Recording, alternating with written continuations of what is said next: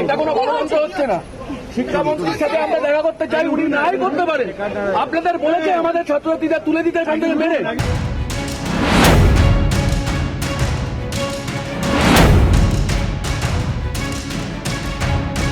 SFI এর বিকাশ ভবন অভিযান শুরুর আগে বাম ছাত্র সংগঠনের কর্মীদের আটকের ঘটনায় প্রশ্ন উঠছে। জয়েন্ট এন্ট্রান্সের ফল প্রকাশের দাবিতে মঙ্গলবার বিকাশ ভবন অভিযানের ডাক দিয়েছিল এসএফআই। অভিযানের উদ্দেশ্যে ধীরে ধীরে ভিড় জমাতে শুরু করেন এসএফআই কর্মী সমর্থকরা। অভিযান শুরুর আগেই আটক করা হয় এসএফআই কর্মীদের। সংবাদ মাধ্যমের সঙ্গে কথা বলার সময় আরও একজন এসএফআই কর্মীকে আটক করা হয়।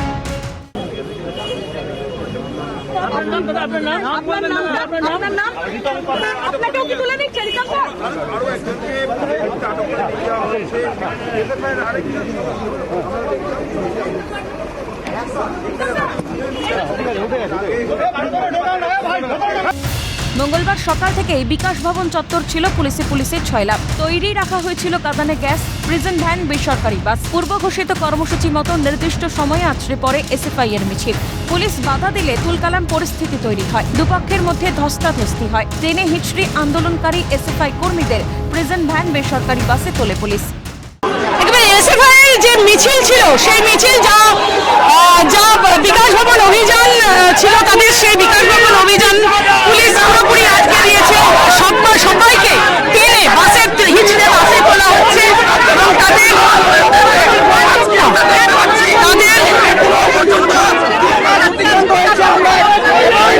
যে দাবি দেওয়া তাদের ছিল, সেই দাবি দেওয়ার মুখেই তাদেরকে আটক করা হচ্ছে। আর এভাবে আটক করায় পুলিশ রাজ্যের তৃণমূল কংগ্রেস সরকার ও শিক্ষামন্ত্রীর উদ্দেশ্যে ক্ষোভ উগড়ে দেন আন্দোলনকারী এসএফআই কর্মীরা।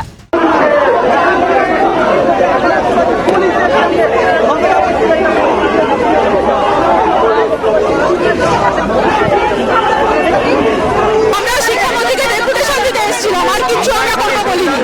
আমরা জয়েন্টের রেজাল্টের দাবিতে এখানে শিক্ষামন্ত্রীকে ডেপুটেশন নেওয়ার পর হিম্মত নেই, উনি পুলিশ দিয়ে এইটা করাচ্ছে।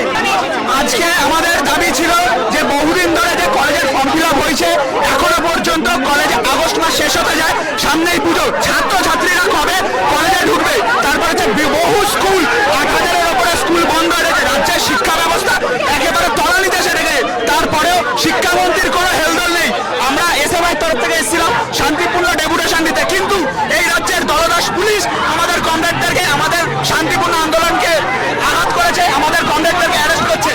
বিকাশ ভবনের সামনে আসতেই বিধাননগর পুলিশ তাদেরকে সঙ্গে সঙ্গে আটক করে এবং গাড়িতে তুলে নেয়। ক্যামেরায় সঞ্জীব চক্রবর্তীর সঙ্গে অভিরূপা হাজরার রিপোর্ট, ক্যালকাটা নিউজ।